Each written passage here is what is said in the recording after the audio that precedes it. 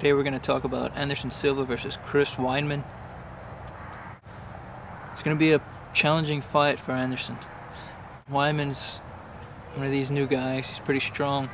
He's got a solid wrestling base, strong boxing, really good single leg, pretty good ground and pound, decent jiu-jitsu, really good jiu-jitsu, not decent. People are cheering for the guy. George St. Pierre says that Chris Weidman's going to win this fight. A lot of other professionals believe the same thing. So the challenge for Anderson is going to be to weather the storm and see how good he is on the ground. As usual, his ground game is pretty awesome. The Travis Lutter fight was one of those fights where he really had to push his ground game, and eventually he won.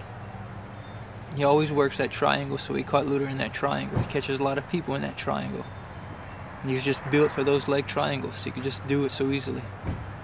His setups are impeccable. Of course, Weidman is going to find himself, in a situation where Anderson will be trying to set up for these triangles. Chris Weidman, he likes to work the arms. He likes to work the arm triangle. So it's going to be a battle to see who can work the arm triangle versus who can work the leg triangles, because Weidman's gonna go for these triangles. He's gonna go for these submissions. You know what I'm saying? He likes that position. In the few fights I've seen, that's where he's at, because there's not much on the kid. The Muniz fight, he won.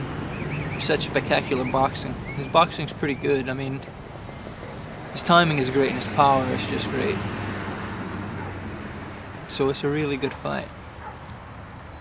Anderson has experience, he has guile, and he has wit on his side. He has a little bit of length in his arms and his feet. Anderson has a slight edge on his boxing. Anderson's one of those guys who has deceptive power.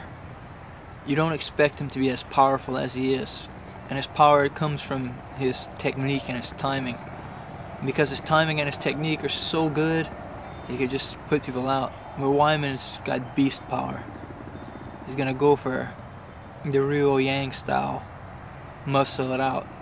His timing's really good, so when he lands one of these, people go down. Mark Muniz went down really quickly because of that. He got caught. And a few other guys I've seen got caught with it too. So that's going to be the challenge. So it's going to be a real grueling chess match.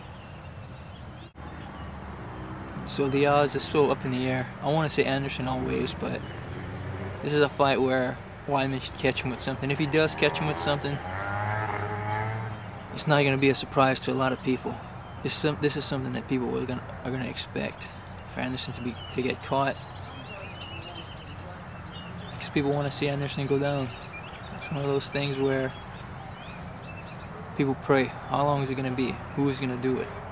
And here's a guy who has a lot of momentum, a lot of spiritual and mental support behind him.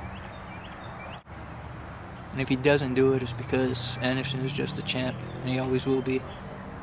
Anderson has the longest winning streak, I think, in UFC history. Weidman has, like I said, support, and good luck and good timing on his side. And he has youth on his side. Youth gives him a little more beast power.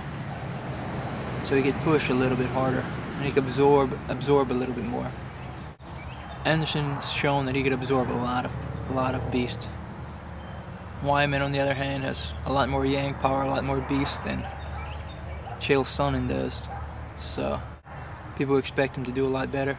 Dan Henderson's got one of the most beastly guys out there, and his wrestling's held in high regard. He got taken out by Anderson on the ground. He got outmaneuvered. Anderson's chess match on the ground is a lot quicker than most people's. So this is going to be Weidman's greatest test in the world. He's 9-0 right now. This is it.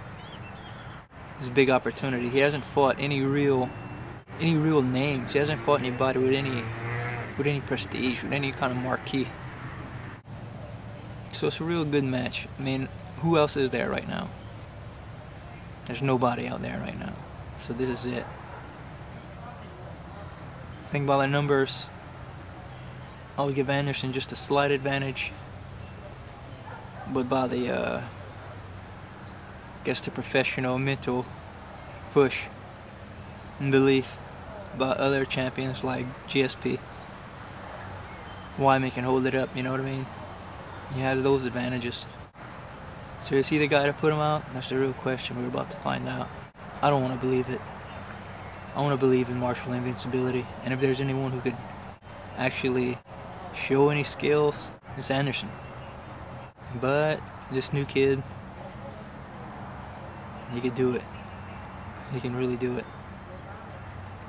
So stick around. We're all going to have to find out, see what happens.